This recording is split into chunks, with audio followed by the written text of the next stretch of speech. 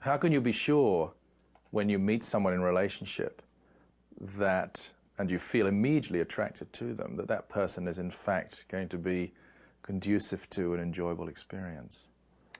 If I were in that situation myself, I'll answer it that way, and I was a single person and dating, and I met someone, and I know what I know now, I would be very much interested in the ways that were alike and the ways that are different. In other words, I would look very much at the primary self systems of the other person and myself.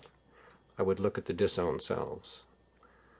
I also would make sure that no commitments were made whatsoever on any level until enough time had passed that I could see what was under the primary self system in the other person. That would be essential.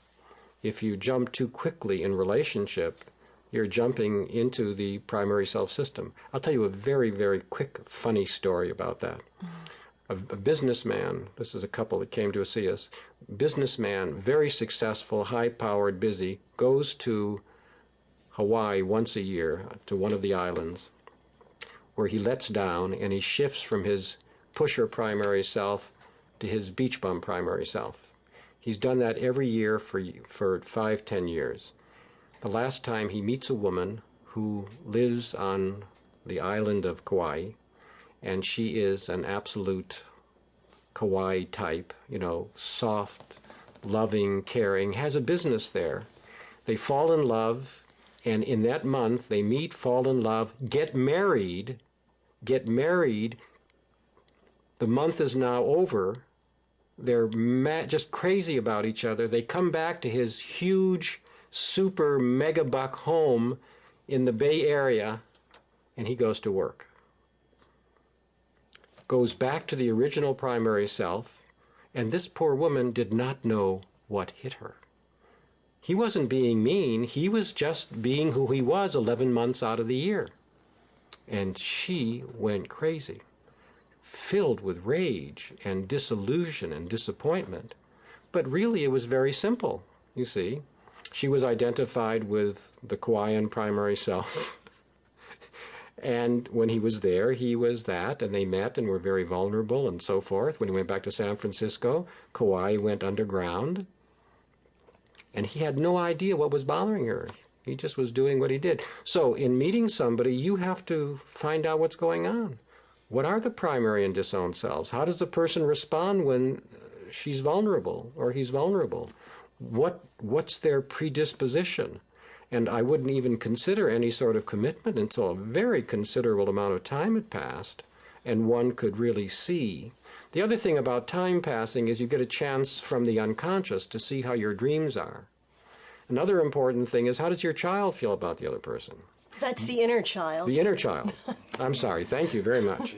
The inner child, because you see, a lot of times we may fall in love with somebody, but the inner child, when you talk to the inner child, you'd be shocked at what the inner child might say about the person. Because they feel differently often. They have the inner children tune in to something other than the primary selves.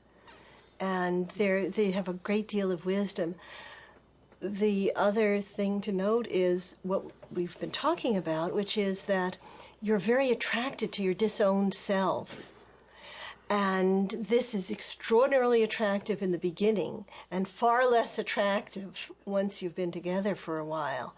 So the guy from, the high-powered guy from San Francisco who went to the Hawaiian island, who was attracting her? Was it his pusher disowned self that felt strongly attracted to the open, cool, loving person that the woman was?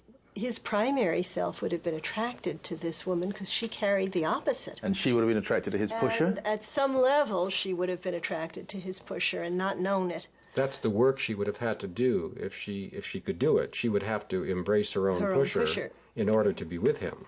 Because you don't, if she was attracted to somebody that powerful and that pushing, she must have that strong a pusher or a power underneath that's waiting to be released. I know a divorce lawyer who said the most common remark he ever heard from people who got divorced was, I never knew they were really like that underneath. Is this because the others arise? Yes, absolutely, because you're dealing with primary selves, and all the disowned selves aren't part of the marriage. Very often in voice dialogue, we're talking to these disowned selves, and we say, well, apparently you were never at the marriage ceremony. You've never been part of the marriage. And the disowned self, that's right, I've never been there. Well, yeah. The other thing that happens is when you fall in love and you're all excited and you're really attracted to somebody, your primary self may be asleep for a while, because everything is so delicious. And then your primary self only comes in when the vulnerability hits or discomfort hits or you're back at work or the first challenge arises. So is it possible to find somebody who you can match all your selves to? Our experience is that as you unhook from primary selves, you begin to pull into your orbit people in general and partners in particular that belong to you and that fit. We've just seen that happen so many times. And as long as you're living in primary selves, you keep attracting the same opposite types into the system over and over and over again.